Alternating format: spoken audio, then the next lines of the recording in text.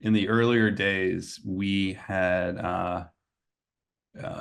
just leased a very large piece of land for a solar project on the United Kingdom feed-in tariff, and just hired a bunch of people. And My father had just retired after 35 years of being a physician. And again, we grew up in a low middle income, household. We not like super well to do or anything. So when he retired, that he was selling his office building, and that was a big deal. That was his retirement.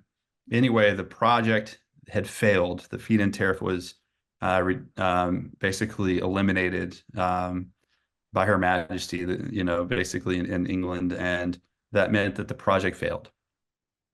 And in doing so, I came home to my wife that night, and I'm like, "We're done. This is year 8 of business." And she's like, "Listen, you should at least tell your parents about it." I was like, what are they, it's not like I grew up in some well-to-do family where, someone can loan me money or something.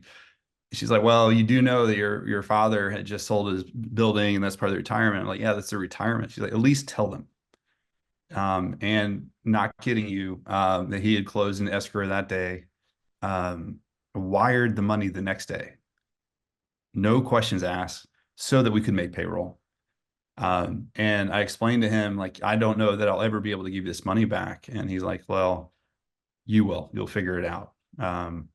And so he, like, those are moments where that just survived another 2 weeks by example. That didn't, a failed project. We lost all our money in that. I had to turn to our teammates, which is what we call our employees. And I had to explain to our teammates, like, we might not make it. And anyway, that wire came through. We made payroll in time, and then figured it out from there. And so, in those moments, it's just super hard. And then the pressure of letting others down is even greater, right?